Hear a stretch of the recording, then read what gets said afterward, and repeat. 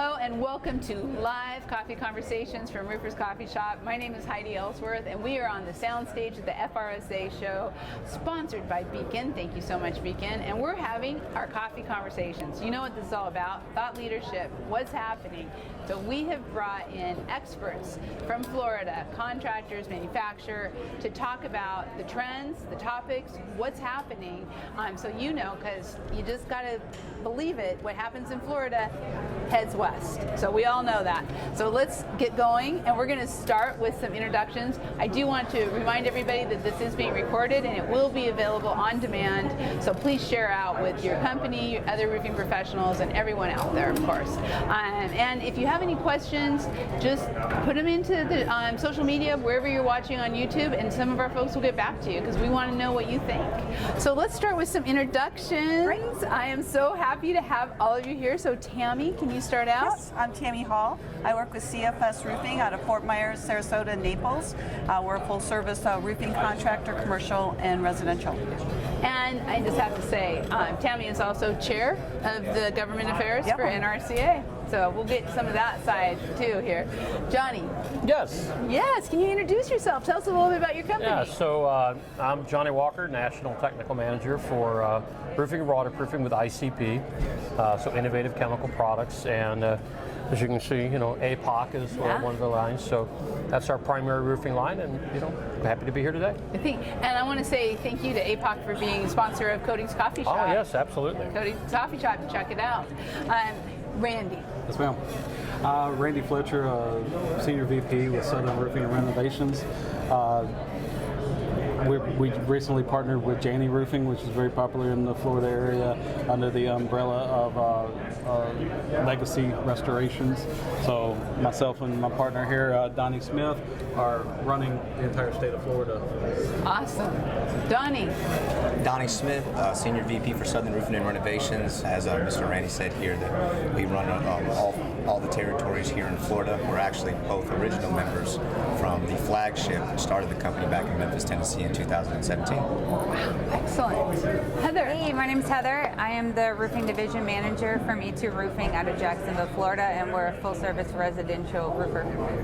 I love it. I love it. And our club members, love you guys. Thank you so much for being here today. This is so cool. So let's kind of start with where we're at, right? We're at the FRSA show, 102nd year, which is amazing. Tell me what you think of the show so far. Let's start with you, Tammy. It's incredible. I mean, it's been great to see everybody. I love the opportunity to network. My God, the exhibitors have gone all out this year. You have everything from A to Z, literally, and a little bit in between. You got great deals on the floor. People are ready to sell. And I think the people here are ready to buy. It's been a great year in Florida, so I'm excited to be here. I love it. I feel that same buzz walking out there. Johnny, what are you seeing from with your booth? Yeah, so as an exhibitor here, I mean, this is my, I think 16th year in a row. Wow. And here, you know, 16 years with APOC and ICP. So we're having a great show. The amount of traffic through the show has been fantastic. The response is really good. You know, we're going to talk about lots of other things, but you know, the vibe, the energy that you're having on the floor in there is exceptionally good. So everybody's feeling good about work right now and the prospects. So it's been very good. We're roofing out there. We're roofing. We're roofing. So Randy, tell us, what do you think about the show floor? Well, unfortunately, I've only been here for 3 years, and even in the short time, I've seen it grow immensely. So I'm very impressed, and I'm super excited to see what's going to happen next year. Yeah, it's always so huge. Donnie. Usually I'm up to date whenever it comes to the show calendar, but with the integration with Janney and Legacy, of course us in Southern kind of had our heads down focusing on that. So I'm going to check it out as soon as we get wrapped up with this. Yeah, I love it. And Heather, what do you think? I thought it was really awesome. Like Tammy said, there's a lot of really cool stuff in there. Just some of how the booths are set up, I think, are really cool design, and it really brings people in. So I've had some conversations with some people that I may not have necessarily had conversations with. Yeah. I think it's just really interesting. There's a lot of new stuff out there to solve some old problems, and I just think it's really cool to see some change coming through, and change that really makes sense, something that I feel like we can really implement. Yeah. What's some of your favorite things you've seen so far? I really like the moldable flashings around the boots, and to be able to use those on solar panels and boots. We've had some complicated roofs recently where something like that would have just made it a little bit easier to make sure it was watertight. Yeah. So I'm really interested in that. That's so cool. I love it. Okay, let's get down to looking at some of the things to that point that we're seeing trending in Florida and where we're going. So, you know what, Heather, I'm going to start with you. What are some of the trends that you're seeing this year, and even comparing them into, last year? Yeah, I'd say over the year, maybe two. A lot of recycled materials. I'm seeing a lot more people reach out, but also here today on the floor with recycled materials that maybe look like shingle or look like metal, but have a lot longer of an ability to keep them on the roof. With Florida, I'm sure everybody knows the insurance here dictates a lot of the lifespan of shingles. Yeah. And so there's a lot of people looking to how can we get around that 15-year mark, and I think that sustainable shingles is really a cool idea. Yeah, I think in the next year or two, that's going to be where a lot of people are looking that way. Our products are changing, right? I mean, with the demands of the environment, the demands of the market, it is interesting. Automation technology is starting to change how we're looking at those products, and this is a great place to. Oh yeah, to kind of see it all together, and to have people ready to talk about it and explain it and show me how it works. And the conventions are perfect for that type of stuff. It is. So, wow. So one of the biggest trends we've had, 23 and 24, are mergers and acquisitions, and so we are seeing a lot of M&A. So Donnie, along with what you're seeing trending in the market and with your customers and stuff, also kind of talk a little bit just about what you're seeing with the M&A and your experience with merging with Gianni. It's been excellent. Got three of the best under one umbrella now. Yeah. We're getting together because there's things that some do great, some they work on, and getting together with the melody of the minds to find out the best business practices. It's been a challenge, but it's been exciting every step of the way. We're pulling the best from each and putting it together to create a real powerhouse. It's been great. But as far as the things that I see trending, I was blessed with the opportunity to be responsible for scaling one of our newest markets down in Fort Myers. And as you know, that's a big tile market, concrete tile. And then, we know the wait times that we have right now. We've been suffering from allocations since COVID. And with all the development we're doing in the state as well, they're just not picking up. It's just not happening. So I'm seeing a lot of people gearing towards the stone-coated steel. And I believe because of the resources they have that they don't have whenever it comes to concrete tile, and the wait times keep getting pushed back, stone-coated steel is readily available. And it's a comparable when it comes to the pricing, but it's a lot better of a product. So I really do see, that market growing when it comes to stone-coated steel, especially in our tile markets. Yeah, that's a great, because we were going to talk a little bit about material shortage, and I think a lot of people think that it is done, right, that we aren't having, but I'm looking right here, material shortage is still allocations, and it's hitting a lot. So, okay, concrete and tile, and you're nodding, Heather, what are you seeing too? I think just supplier by supplier, it's very, some people can get it, and then some people, like, for us, I've run into circumstances where I'm really looking for something specific, and that's kind of allocated to people that are using it on a daily basis. And so it's harder to make those relationships where it's like, I want to start using something, or I have a homeowner asking for something specific. Now I need to source it, and I have a lot of people who are like, oh man, we can't really get that, or we'll have to call it in. And I'm like, okay, we can work with that. So I would say that's the biggest thing, is just making sure that everybody kind of has a little bit of everything. Yeah, that's really interesting. Randy, what are you seeing? Oh, I'd give a shout out to Suncoast Roofing Supply. They, ever since Ian, they've jumped through hoops to try to get us as much material as possible. Yeah. But yes, we are blessed being in Florida because, with Owens Corning having a plant in Jacksonville, and then JAF's is in Tampa. So we haven't had much supply issues. as long as we stick to certain colors. Yeah. That's right. That's right. You can have everything you want as long as it's black. Yes. John, what are you seeing? Yeah, so trending? I mean, obviously my perspective is a little different. You know, although we have the adhesive, the tile isn't ready. So right. we do see that still affecting Yeah. our business, even though we don't have the issue. You still have that happening. Definitely seeing the stone-coated metal as being an alternative, and looking for other alternatives. Yeah. You know, with lots of different systems. A lot of innovation. I think some people just don't realize how much of an ecosystem roofing materials can be. Right. The tiniest little defect can just have a domino Ripple. effect. For example, that barge in China that did the canal. We couldn't get metals or anything. We couldn't get framework for windows. We couldn't get everything just shut down. All because of one little barge. Yeah, right. on the other side of the world. With, Yeah, and a that's the lot key of point. You containers. know, when we had the problems, you know, you could get the single ply, but you couldn't get the ISO, or you could get Yeah, the ISO, you couldn't get the single ply. ISO was a huge You thing couldn't for a get while. the plates and screws, but you could get everything else. Right. So it all does come together. And like I say, although you know us as a manufacturer, we're good and ready to roll. You know, other industries that aren't quite caught up yet, you know, can affect our sales as well. Yeah, it's so true. What are you seeing? Well, ISO shortage drove us into lightweight concrete. So we because we had a background in it, we decided to create a company that would wow, that's assist us. And so we ended up purchasing an existing company that we were working with, subcontracting with. We ended up buying them, and so now for the last year and a half, almost 2 years, we've had lightweight concrete. So that kind of eliminated that challenge for us to some degree. But what we're seeing a huge trend, especially in Southwest Florida, is metal. People are just the insurance. You know, just to kind of segue into your insurance. Insurance is really driving that lifespan. And when they're asking their insurance agent, or they're asking, like, you know, well, what type of roof would you? That they're pushing metal. Yeah. And it's an issue for like someone like FRSA and other people who support the industry as a whole. They don't like to take sides. Right. And if you remember, not too long ago, Monroe County was on a bandwagon to say we're only going to allow metal roofs to be put on roofs in Monroe County, and we were successful in pushing that back and saying you can't do that. You know, people need to have the right to choose the roof they want, but we are seeing that trend. Of course, the tile shortage has driven some of that, but even on our commercial roofs where we have slope, they're all going to metal. They're mansards that were used to be tile metal. They're asking us to replace it, or the tile with the metal. So we're seeing a huge trend in metal right now. I tell you, when you walk out on that show floor, A lot of metal. there Lot is of so Ton much of metal. metal. Yeah. ton of it. And are you hearing that from the consumers too? Yep.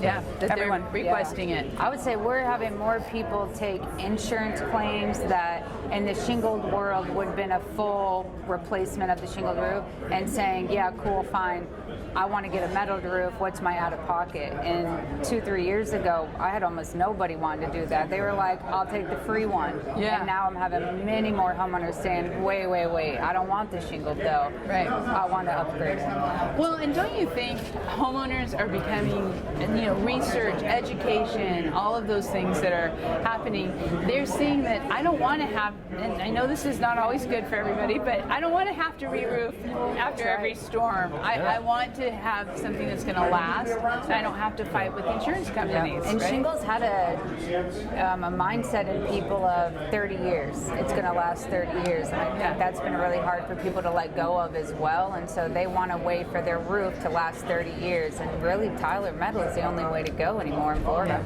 Yeah, that is so interesting. So, okay, let's talk a little bit about insurance. We kind of took this in here. There, you know, if you're outside the state, I feel like we get a lot of information. I mean, we get great articles from Trent Cotney. We kind of hear a lot that's going on with insurance, but we don't really understand how it is living day to day, right? With what's happening with insurance companies. How is that? I mean, we hear these rumors about whole insurance companies pulling out of the state, and now it's going to be state funded. Let's start with you, Tammy. Well, you know, I want to give kudos to Lisa Payne at FRSA and Chris Dawson, our lobbyists, in allowing us to create FRSA a roofing day in Tallahassee. That's been huge, and you're right. Insurance companies pulled out. The state legislature came together, and Governor DeSantis came together. They came up with a plan where Citizen gobbled up all these people who couldn't get insurance, and now they're slowly getting them out of the state system and encouraging and incentivizing insurance companies to come back to the state of Florida. Okay. And that is working. It's taken a while. There's always this lag time, but patience is a virtue, as they like to say in politics, and it's paying off. So I think Florida over the next 5 years has a much better outlook for insurance if we don't have another major Ian, Michael. I could go. The list goes on over the last 5 years. What we've had. If. Big if, almost who knows? non-existent. But the other thing the legislature is doing to help offset some of that is really changing the consumer protections as well.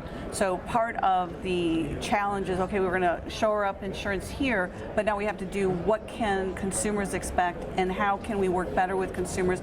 How are we going to let outside sources come in and communicate with consumers than to go to the bottom line?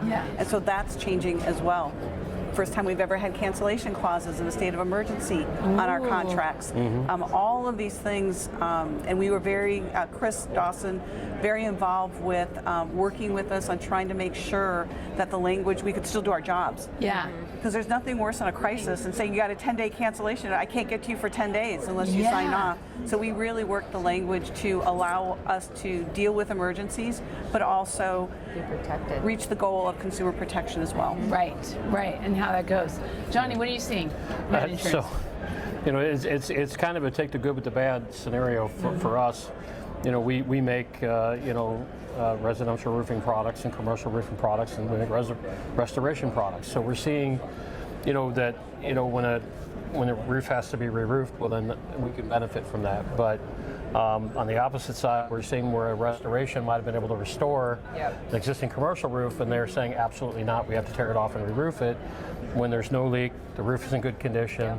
Now you're going to be filling a landfill, so that's not environmentally friendly. Where a restoration could prolong the life of that for another 15 or 20 years.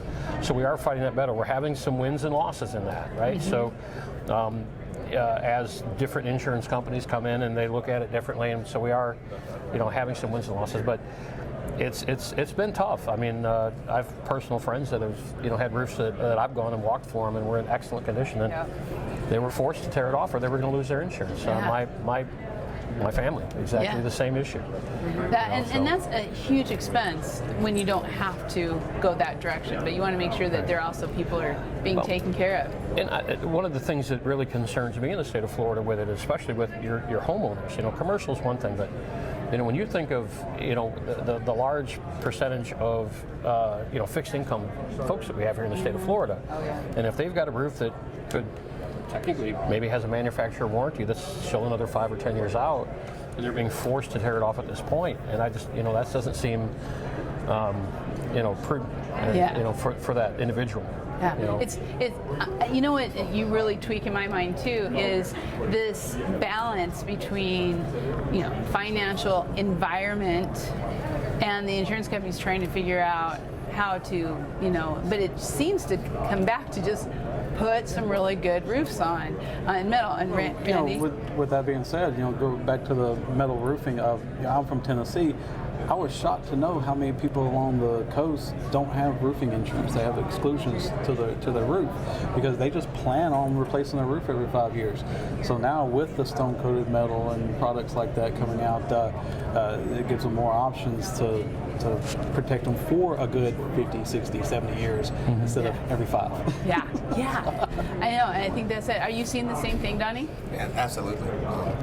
Down there in Fort Myers and everything, they've got hit pretty bad with Ian and whatnot. And we're dealing with a lot of adversities when it comes to insurance, just like everybody else has. And we just pride ourselves on preparing our guys for that, having them vetted as well as we can when it comes to insurance, to be able to navigate that and go into an attorney or a PA is kind of a last resort. Luckily, we had a little bit better success. It's a little bit smoother when it came to insurance in the markets that we came for in the Mid-South, the Tennessee area and whatnot. It's just a lot more document presentation and a few more hoops to jump through.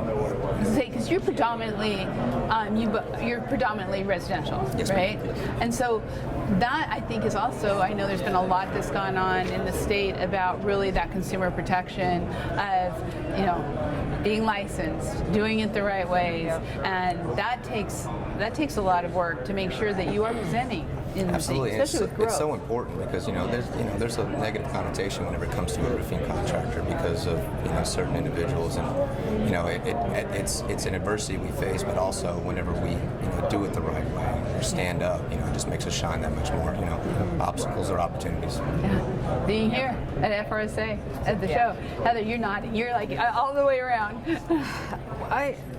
We're in a position at E2 where we do a lot of insurance work as a preferred vendor. So we work directly with the insurance carriers after the decision has been made to have a claim paid out. So I would say maybe about 70% of our work comes directly from the carrier, and then the other 30% is organic retail type of work. So I kind of see both sides of that. And so there's the side of, I come across some roofs that homeowners have filed a claim or are attempting to get a claim approved, and I'm like, there is some homeowner requirements that, general upkeep, and you can't have a barbecue on your flat roof, and think that it's going to be wind damaged. Like, there's certain things that don't qualify as a claim. And so I think that plays into the insurance companies' unwillingness to pay out. But then there's the other side of that, and there are some carriers that are really good and they pay quickly, and they are on the same page as far as, like, we do need certain materials and a certain quality of material. We don't need a hand washing station and a porta potty for a week at the job site. We don't need to include those things, but there is a middle ground. And so I think with insurance, it can be really tough if the insurance companies don't understand that the relationship with the roofer is really important, to be local to the homeowner, to be in your territory. I'd say storm chasing is probably the biggest obstacle that the insurance world in Florida is facing. Because there's so many people traveling to storms and doing quick work that's not as carefully watched as it could be, because it's a cat situation, and then they're back to wherever it is that they normally work out of, and now we have no warranties able to be withheld, and so that creates problems for roofers like us, that this is our home and we're working for our community, in our community, and we're trying to combat with the people that are coming in so much lower, but that's because they don't plan on ever answering a phone call, they don't have an office, they don't have a labor warranty, and so that's a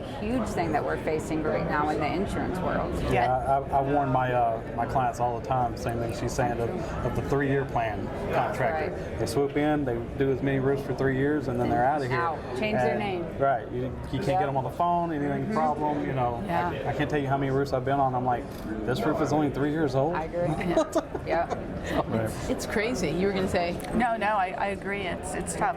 And I think that, again, Florida, because we've gone through these storms, I think consumers are getting smarter. I love the signage up here that they have out, be sure you're hiring a Florida licensed contractor. That's right. And I think that all of us in our own businesses, on our websites, and our own communication, in the groups that we talk to, chambers of commerce, things like that, we're expressing we are the good vendors. So please don't put us in the same bailiwick as the other folks. We're going to tell you, we're going to be honest, we live here, this is our home. And so if you have a question, I'd rather you call me, even if I don't get the job, but call me, just don't be blind to just take any bid. And make sure you're comparing apples to apples. So many people will come in and say, oh, why are you $5,000 more? Well, they left off your drip edge, they left off a list of things that they're going to come back and give you a change order for, or you're not going to have them, then you're not going to pass inspection, and you're going to have them. Or the Frankenstein roof with all different materials, and you're just like, oh my God. Frankenstein roof. I like that. All right. I had not heard of that before. I'm going to use that. I'm going to use warranty issues, and I'm just like, what? This is the leftovers from the shelf that you had? Like, this is not a complete roof. I try to warn my clients all the time because they do tend to prey on the elderly, but this is the first time I've seen where a roofer will tear off about a foot of the perimeter of the roof and then leave the rest of the roof on there and put a new roof on top of it. They thought they got a new roof.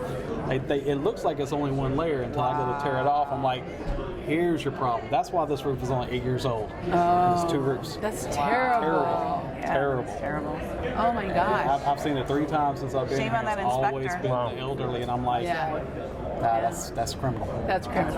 That's criminal. And when you're in the middle of a hurricane or right after a hurricane, of course, everybody's desperate to get roofs and get everything, and so it puts so much pressure on the industry right then, and it makes that room, unfortunately, for some of the scam to come in. And I agree. Yeah. So I want to kind of shift gears and talk a little bit about labor and the labor shortage. It's really interesting because there's been a lot coming through on immigration, regulations. I mean, we even had a New York Times article on child labor, and they called out roofing. And yeah, and so I'm just curious how you're all dealing with the labor shortage, if you're seeing it, and how, and kind of what you're doing. Tammy, let's start with you. We right now are good, but it comes in waves, and we're very fortunate. People like working for CFS, so we get crews that will come in and want to work, and so we're in good shape right now. But honestly, Senate Bill 1718 that DeSantis has signed for us really put a scare on our Latino market. Right. We lost probably about 4 or 5 crews from that. We had to hold special classes. I had FRSA lobbyist Chris Dawson come down and speak to Southwest Florida, so he could really understand what that meant. If you're doing government work, how you have to verify, and that was a challenge. And I think that there's still, well, we're not experiencing ourselves personally. I'm talking to other roofers who are really challenged right now, and they're very concerned about the I-9 verification and how that's going to roll up and what that means. A lot of people are going to subcontractors. That subcontractor area is getting pushed versus W-2s. We're a W-2 contractor, and we've been able to I-9 and verify, but that is a challenge for us. When someone comes into the system, you got to bump them out. Yeah. So we're fortunate, but it is going to continue to be a challenge as the state of Florida looks at immigration and how they're going to deal with that. And get everything done. Yeah. It needs to get done. Yeah, yeah, that's the thing. And it's not just contracting. It's not just out in the field. It's manufacturing too. And you have a large manufacturing plant. Yeah, here, so Tony. we've got a huge footprint all across the United States and even overseas. So, it varies from state to state, country to country with us. But, here in Florida, we're fortunate that, very much like you said, we're a quality company, and we're kind of sought after. We treat our employees right, so we tend to keep them long term. Not that we haven't had shortages. We've had some issues at some of our other plants, like in one of our roll plants in Alabama. Just finding good quality people that can come and work. And but just like you, it's although we're not really experiencing it. We have contact with all of our contractors in the field, and they're all experiencing it to some varying degree. Yeah. And it's been tough. I think it's partly generational. That laugh, right?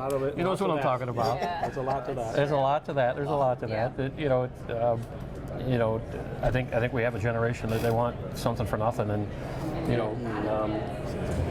reward requires a little bit of time and sweat and work, and I can speak. I've got 3 children, and 3 of them that I've three boys that I said, you can go into roofing and make really, really good money, and they're like, I don't want to be on a roof. Yeah. I want to be hot. I don't want to do that. I'm like, Well, okay. and I think that's why automation and technology is going to play such a role, especially when manufacturing, but out on the roof too. Yeah. I mean, we just saw a machine, a robot that can do shingle roofs. I saw that. The AI robot putting in the shingles. AI, I'm yeah. like, oh So, my God. some of these I'll have to field, check that out. yeah, it's gonna, it's really cool. Go ahead. Like what Johnny said, you got to take care of your employees, and we do the same thing. We go through a lot of scrutiny to make sure that all of our labor is legitimate, legal, and competent. So once we find those crews that are just A-plus crews, we're not going to let them go anywhere. So if your kids want a job, just come. See? I love it. Donnie. We're pretty good whenever it comes to labor and everything like that. But whenever it comes to the workforce and the generation, we're seeing a lot of that when we're bringing in internal staff and whatnot. But we have a great recruiting department that kind of weeds that out to a certain extent. And then whenever we vet them and bring them on, we really do pour ourselves into them. We give them the tools of success. I can provide all of that. All I need is a little work ethic. Yeah. And go from there. Go through it. That's so true. That's so true. What do you see? And 'cause pretty much the same thing as everybody else. We're in a good spot currently. I think when the changes first got made, it definitely scared some people, and so we're kind of seeing some people come back and say, "Oh, wait a second, it's safe now," you know. But kind of the same thing. Once you find a good crew, you just really have to keep them.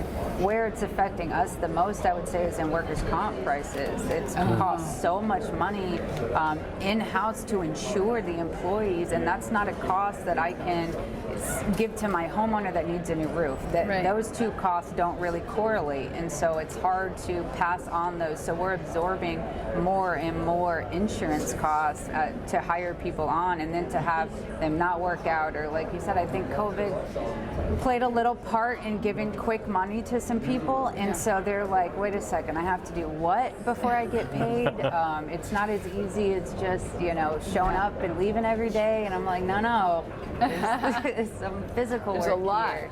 Yeah, so I'd say those two things: finding the labor, and then the cost to keep and train them, and making sure that that pays off before, you know, they go to an opportunity where there's another company saying, "Hey, we'll pay you 5 more square, we'll pay you 6 more square." So I feel like we're losing people over quick, fast money that probably isn't long term. But the company culture and what you offer in benefits, those are the things that make for a career. For sure. Yeah. Yeah. So it's making sure that we offer more than just that quick. Like you were saying, we got to train our people, and we have to pour our heart and soul into them, and it's more than just getting this roof done. It has to be a long-term plan to be successful. Allow them upward mobility into a company, or else you're just not going to keep them. Yeah. And continuing education, training, all of that is so important, and I think that's one of the things we're seeing as we're talking about this next generation. You know, part of the problem has been that the roofing industry didn't get into the schools. They didn't get into the vocational schools or into the construction management, and that is changing. And I think that, you know, people are seeing what a great career it is, what a great community, great culture as they're going through. And I'm going to actually start over here one more time, because I know, I usually try to go back and forth, but I know you've been working on this, Tammy, but what are you seeing in the vocational schools, the universities in Florida around the incorporation of roofing and getting our brand out there, getting our industry in front of young people? Well, 6 years ago, Florida Gulf Coast University, which is the 10th university in the state of Florida, created a construction management. And President Mike Martin reached out to me and said, "Hey, Tammy, I'm getting this program started. I want you to serve on my committee." We pulled together business people to always partake in this, because there's a process in order to get it, a bachelor degree and all the things. So a lot of general contractors, but they did grab some subcontractors. And I want to give kudos to the partners in the sub-industry. They hung in with this program. It is such a successful program. We made all of the qualifications. We started out, we were hoping for 40 students. We ended up with 240 students. Wow. There's a waiting list now for construction management. But the fact that we were always invited to come into the class and be a professor for a day, you know, and talk to them about estimating and what it means to be a roofer. I sat on the executive committee and constantly was talking about the career that roofing offers. You don't have to go to a general contractor. You can come into a subcontracting role. And lo and behold, this year, 2025, there is going to be a credit, 6 credits offered for roofing. Wow. So it's going to be an elective, but it's a start. So you can have an elective in roofing at Florida Gulf Coast University. NRCA did a great job with Clemson University, an online program where you can actually go through. There's 2, it's part 1 and part 2. Not that expensive, about $800, and you can get your certification in roofing through Clemson University. Wow. So I'm seeing more and more of that, and I'm seeing the education system truly open itself up to vocational. I'm seeing at the high school level, especially in the Southwest Florida area, really recognizing not everyone is cut out to be a bachelor degree or a master's degree. That doesn't mean that they don't have the brain power for it. It just means that's not their cup of tea. Right. So they're really driving folks into and incentivizing these high school students to go the VOTEC route. Yeah. And then again with Skills USA. Yes. What a fantastic program. Florida was not involved with that. We're now involved with that. I'm going to give another another call out to FRSA, because Lisa really jumped on that, working with NRCA, so that roofing could have its own segment in Skills USA. And I think that, again, exposes these students who we want them to start young and come through the process and say, wow, I can be an estimator. It's not just about putting a nail on the roof, but if you start out there at CFS, we're gonna, if you have the willpower, and like you said, I've got a good work ethic, then we're going to grab you eventually and say, hey, you're going to be a superintendent, you're going to be a foreman, now you're going to be a project manager, if you want estimating, if math is your thing, or whatever it is you want to do. Maybe you want to go to the service side of things. So there is a wonderful career opportunity for men and women. Yeah. You know, oh, and women. Right. Yes. You know, National Yes. Women in Roofing. Yes. Skills USA, we're going to be there. Oh, and we're fantastic. And so I'm excited. We have a competitor from Florida who's going to be there. Yes. Yes. Okay. We'll be watching those states. What are you, and Johnny, you guys have such a culture of training and education. Yes. What are you seeing?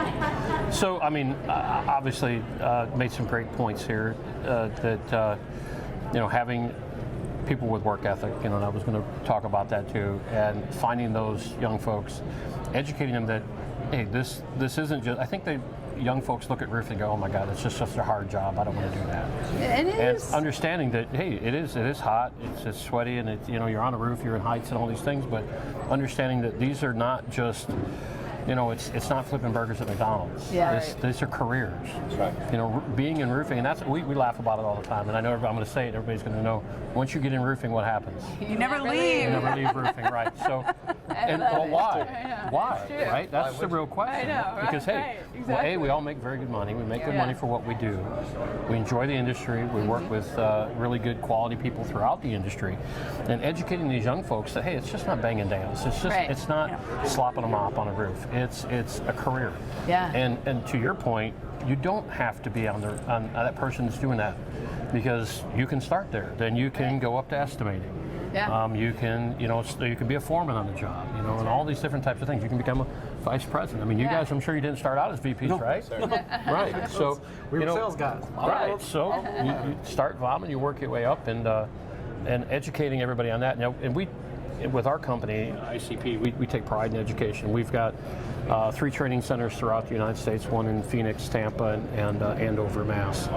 And of course, we're focusing not so much on the young folks, but on our current roofing customers and bringing them in and educating. But we also work with all the different divisions in our company, and we bring in training.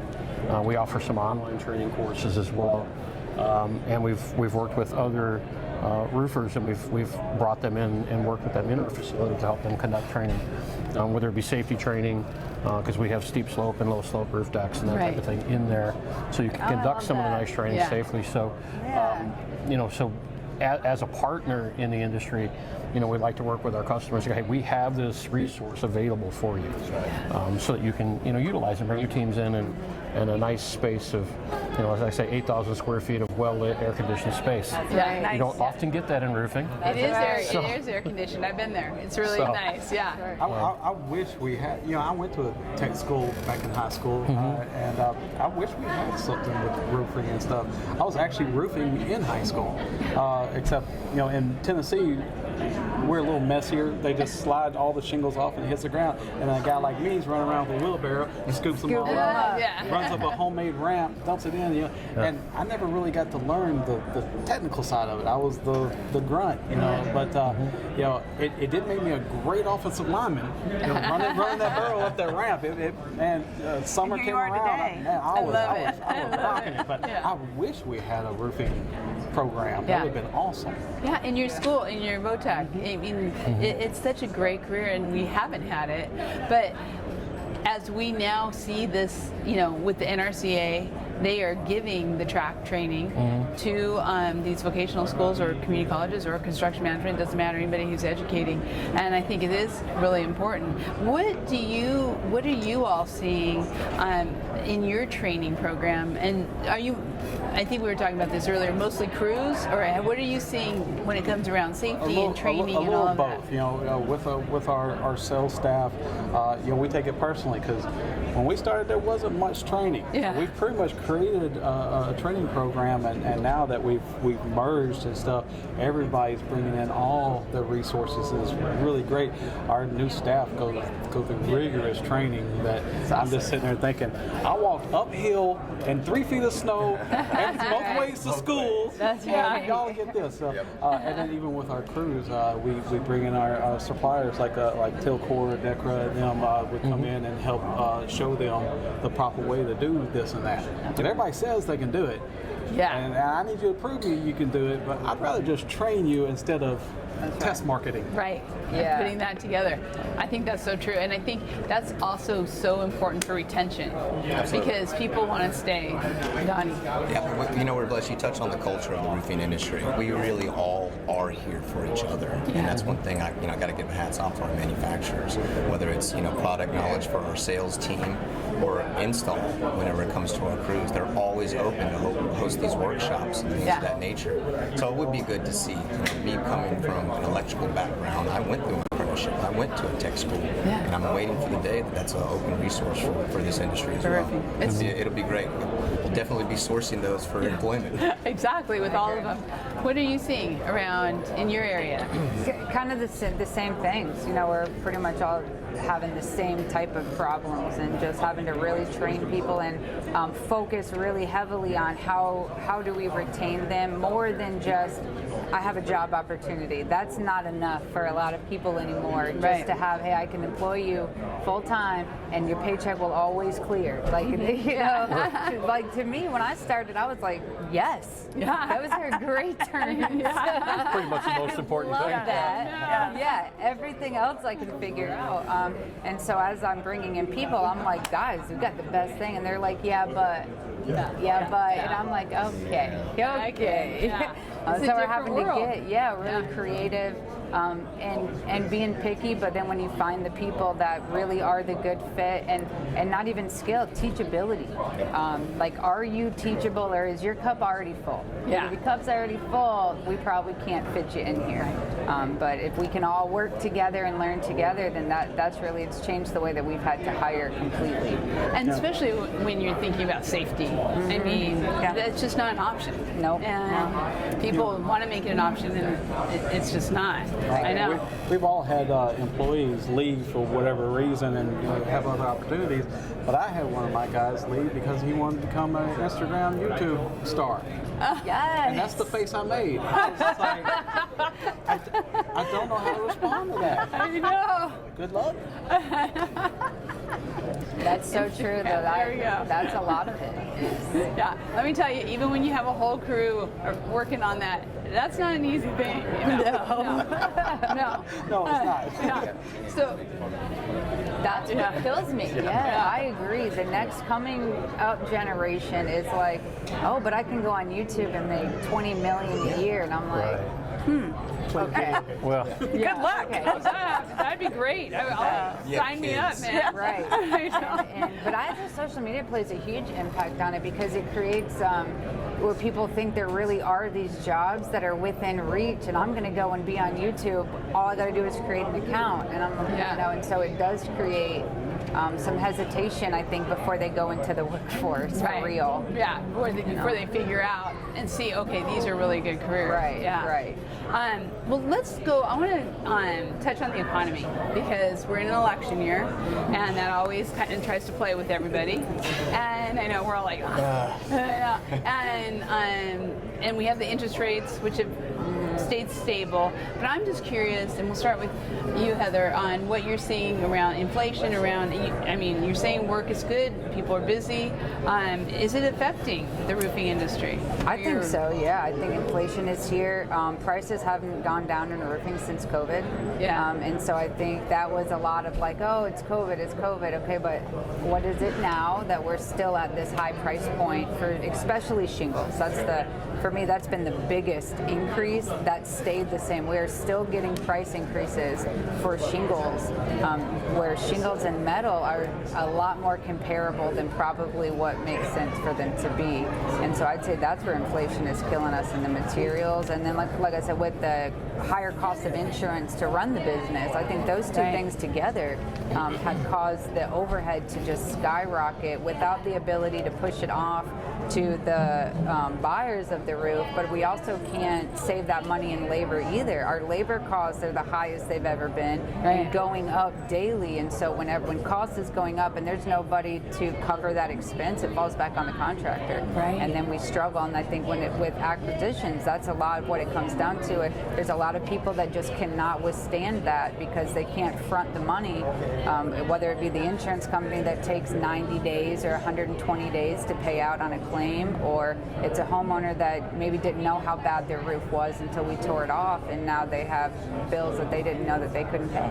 Yeah. Right. You know? It's like before COVID and everything, I would give out an out-of-pocket bill, and I'd have this is good for a year. And now it's so volatile ever since COVID, election years and everything, gas prices going up. I can only give a 30-day notice. It's like, here's your bid, because in 30 days it's going to be different. Absolutely. But during COVID, every 30 days we were getting new pricing sheets from everyone, and I was like, oh my God. On everything. Right, we didn't have a pricing change for over a year, 2 years, and now all of a sudden every 30 days it's something different. Yeah. I agree. And they've never gone down, Never ever. gone down. No. Never. And what are you hearing from your consumers, from your homeowners? Donnie, what are you hearing Everybody around them knows. with interest rates and stuff? Yeah, everybody knows the cost of living right now is through the roof. Yeah. So, we have to combat that the best way we can, offering, an array of payment options and whatnot, whenever it comes down to it, whenever it comes to financing and whatnot, dialing in those loaners that have the lower interest rates, doing the work on our end to be able to provide a better option for them. Yeah, that's really. You see it nationally, Johnny. Oh, yeah. So, What are you seeing on the economy and just overall? it's just turmoil right now. I mean, everybody's very cautious commercially. Nobody wants to have those big capital expenditures out there.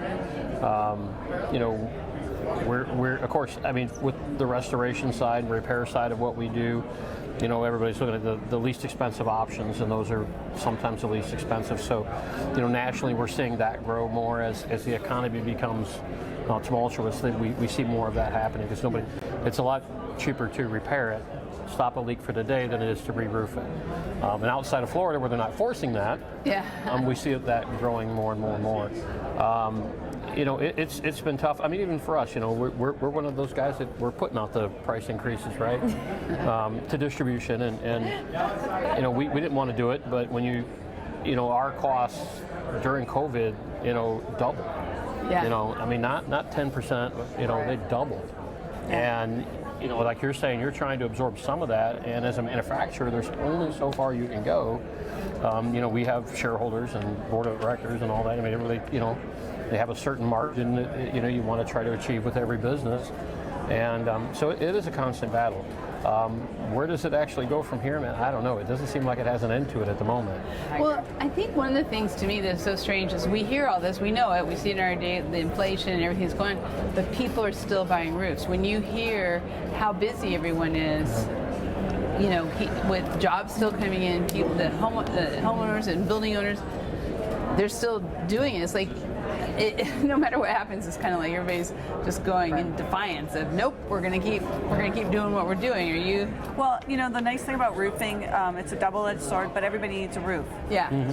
And if you don't have a roof, there's a whole list of consequences that happen. So I think being able to offer finance options, I know our same as cash is always a big, a lot of people do that. Southwest Florida, we're a little bit more fortunate.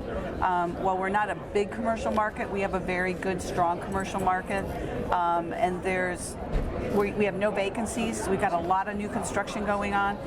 So for us, we're very diverse. So we, one division, this and that. We also have mechanical, and so we kind of keep our fingers in all of the pies. But we're seeing a little bit of a slowdown on the residential side. But because of the relationships we have, we're staying very steady. Yeah. But yeah, I think the inflation, if interest rates can come down this year, I think that's going to be huge for a lot of folks. Florida has My Safe Florida Home. They put $100 $100 million into hardening roofs, windows, restoration.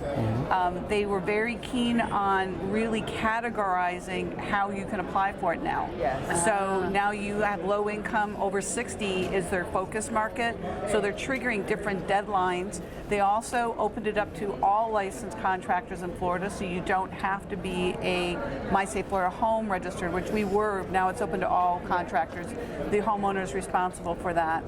They opened it up to the condo market, but it's now very much fixed on low income, moderate income, and over 60 is going to get that first hit at that 100 million. Wow. That's been so helpful for It has us. been, yeah, huge. North Florida, it's been so helpful. And the program, it took a little while to get through it, but I feel like they've done great figuring out the kinks of that. And Yes. this age bracket is going to be so helpful. I Yeah. think they're going to get a lot of roofs out of that. And that's helped offset the expense a ton. Yeah. It's up to $10,000. So for every dollar you put in, they'll give you two up to $10,000. Wow, So if you have okay. a $20,000 roof, you're going to get $10,000. That just makes it so much more affordable for the Yeah. consumer. And if you're low That's income, fantastic. It's a then reimbursement. dollar Yeah, for it's dollar great. reimbursement. And Yeah. so Okay. for every dollar you spend, they'll match a dollar. And like she was saying, Yeah. yeah, you used to have to be a preferred contractor. So that was a nice little Yes. program there for the last year or so. I Yeah. think there's like 3 or 4 in North Florida. But I think programs like that help a ton with help offset the cost of Yeah. roofing for homeowners. Yeah, but with that preferred program, that's also ensuring that it's a quality roofer That's right. Yes. Yeah. that's doing that work. That's Yes. right. Right? If they're gonna hedge the bet on it, make sure you got someone Yeah, doing it And I right. think Florida's going to go to a lot more of that, whether it be through these programs or insurance carriers. It's going to be where it's all preferred vendor to try and cut down on some of that. And they can hold higher standards and say, hey, we want this license, proof of this, proof of your insurance, so many reviews, so many references. Yeah, Yeah. as they go through.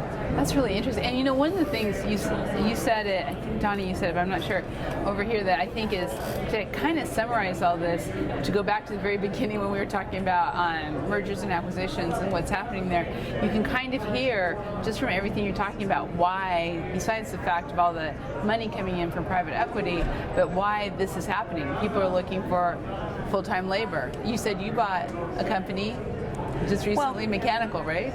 Well, no, we actually started our mechanical from the ground up, but in our lightweight concrete, Lightweight we concrete, bought our, that's right. our subcontractor who was out of actually Pennsylvania.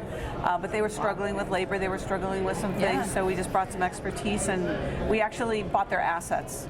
So we didn't actually buy their company, we bought their assets. Yeah. So, yeah. So I think we're going to see more of this for so many reasons that on whether it's economics or whether it's labor or material purchasing, all of that, it seems there's a lot driving in the industry right now that I find very interesting. So You're seeing that on the distribution side as well. yes. You know, merger after merger after merger, and it increases their overall buying power. Yeah. You know, Yeah. so you see it on the roofing side of it, more and more roofers, you know, like what you guys are doing, and even on the manufacturing side, you know, they're coming together. You know, when we look at how can we keep prices low, I mean, it's either, or you know, keep our margins. We either raise the price, buy better, right? Yeah. That's one of the big key things that we do. So, you know, when you merge together, we merged with APOC, Gardner merged with ICP about 3 years ago, and you know, that brought our overall buying power better. So there's definite reasons for that. There's a lot, and we're Yeah. seeing it every day. So, okay, we have coming to the end of our hour here, but what I'd like to do is have everybody pull out their crystal balls, and we're going to talk a little bit about 2025, or maybe a year from now when we're back here for the FRSA. But kind of what are some of the things you're seeing going forward? I loved when you were talking about the trends, about the recyclability, the sustainability, but what are some things that are really important to your company? I'm going to start with you, Heather, going into looking at 2025.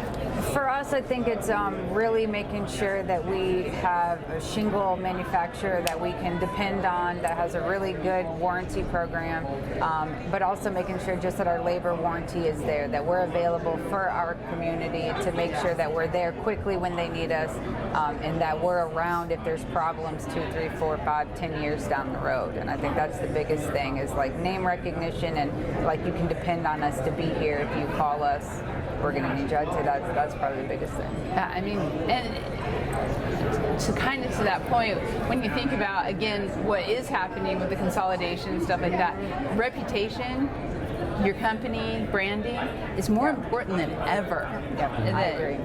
Yep, and it counts on, you know, if a storm's going to hit Florida, we're going to have high winds, we're going to have hail, we're going to have bad weather. And it's nice to know that you have a roofer that you can trust and call, and not every roofing incident is it, oh my gosh, I got to find somebody. Oh, I got to find somebody. Like, we want you to meet us, like us, have a good relationship with us, and then reach out if you need us down the road and kind of take that anxiety away. So I'd say that's the biggest trend, and then also going to sustainable roofing materials. I think there's going to be a huge push to that in the next year or two. And like you were saying, the steel coatings and stuff is going to be a game changer. And as the south kind of upticks it, it'll slowly trickle up north, and we'll be seeing it in the next year or two.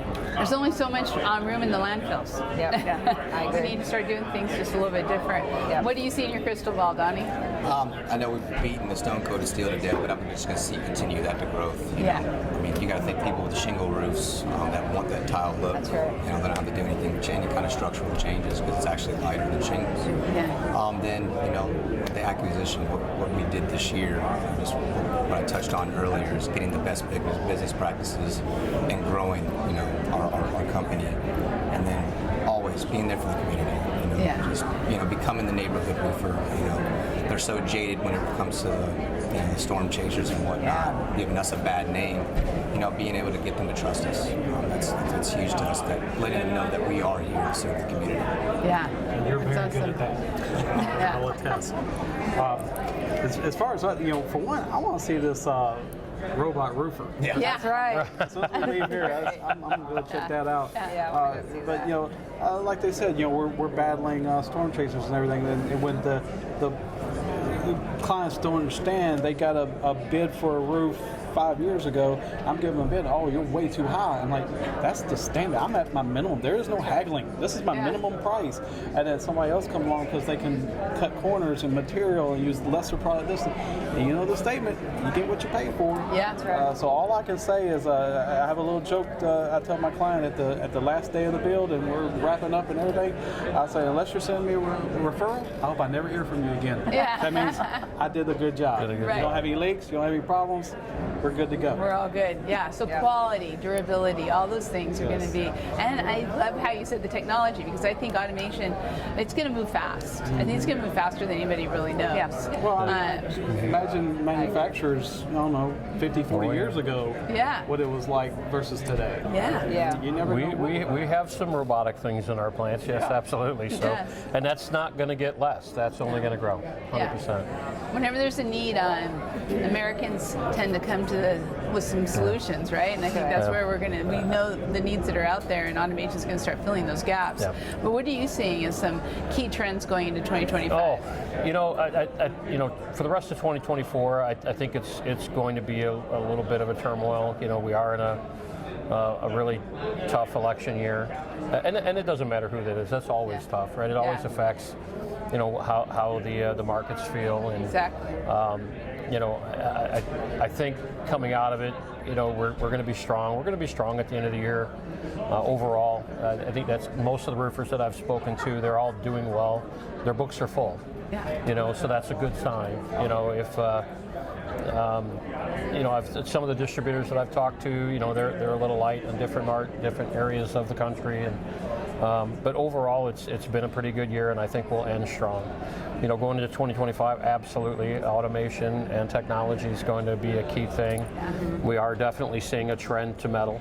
As you mentioned, you know, asphalt shingles are continuing to grow in price, and at what point does that just flip, right? You go, hey, okay. Especially with the 15-year rule on the shingles, it makes that price gap a lot harder to sell. I mean, for me personally, my next roof on my home is going to be a metal roof, so I definitely will see that trend. Right? I You know, definitely interested in the stone-coated metal. That's what I'm going with. You know, it's a great looking roof, and you know, so I think you're going to see a lot of those types of trends to continue to grow. You know, for us, we're also seeing, as I stated before, a growing repair and restoration continues to grow throughout the country. That you know, coatings restoration, and when I say that, you know, training is key there. We try to, you know, you can paint a roof, that doesn't waterproof a roof, right? and having that contractor, we try to avoid the. we Saying it. yeah, we try to promote that chucking the truck's not always your best guy. Right. Make That's sure that you have a licensed quality roofer. And that they're properly trained on the product that they're installing. Whether that be shingles or roof coatings or metal roofing, single ply, whatever it is. Make sure that they know what they're doing. And we continue to grow that. Our plan is to grow our training next year, add more trainings throughout the country, and we're looking at. I know you've seen our mobile trailer that we take around. Awesome. We're growing that from 1 to 3. Wow. And want to continue to grow that. So that's kind of our goal, and just keep growing on our successes and knocking off the negatives. Well, I think when you look at what we've all talked about in this last hour, when it comes to retention and recruitment and quality, safety, all that, it all comes down to training and education and getting that as early as we can in the schools and keeping it going with our manufacturers and in the companies is key. And that's going to continue to trend. Bring us home. I think what's happening in 2024 as competition heats up, as we're seeing these mergers and acquisitions, I think that the trend is going to be stronger communication, more digitalization of communication. Yeah. I think that people are realizing on the negative side of that, I think people are realizing that human contact. So I think you're still going to see companies really focus on their business development, because at the end of the day, COVID, they really isolated us. And so our relationships are driving business. And as people are looking for, can I get merged? You've got to have a good portfolio of business. You have to be a strong company. They're not looking for the guys who aren't successful. Right. No. And whether you want to merge or not, the idea is let's make sure that we're communicating clearly, we're dotting the I's, we're crossing the T's, our crews are trained, and we're doing good business practices. And I think that's going to be a stronger trend in Florida, at least due to a lot of the politics that are going on, a lot of legislative changes, the new code that just came out, I think, and the consumer education. The state's doing a really good job educating consumers on a lot of these things to our benefit, for those of us who are doing it right. Yeah. So I think that's going to be a very strong trend for the rest of 24 and then going into 25. Yeah. That's excellent. Wow, I've learned so much today, and I have enjoyed this immensely. Thank you all so much for everything. Thank you for having me. For being here you. and for bringing Coffee Conversations live to the whole country from Florida. So Thanks, Heidi. You guys do a you. great job. Thank you. It's nice to be on this side of it. Yeah, there you go. Yeah. So I want to say thank you to everybody watching out there. We heard some of you are coming on to check out our guests here, but we know there's a lot of you out there. Thank you so much. This is the kind of stuff that we try to bring to you all the time to help your business to really take it to that next level, because there's nothing better than hearing from everybody around the country what's happening and how you can improve. We're going to have more conversations, a lot more interviews on the soundstage here from FRSA. Please stay tuned. Thank you for being part of Coffee Conversations, and you'll be able to find this all on your favorite podcast channel, on YouTube where you need to subscribe, and of course on Rivers Coffee Shop, Metal Coffee Shop, and Coatings Coffee Shop. We'll be back soon.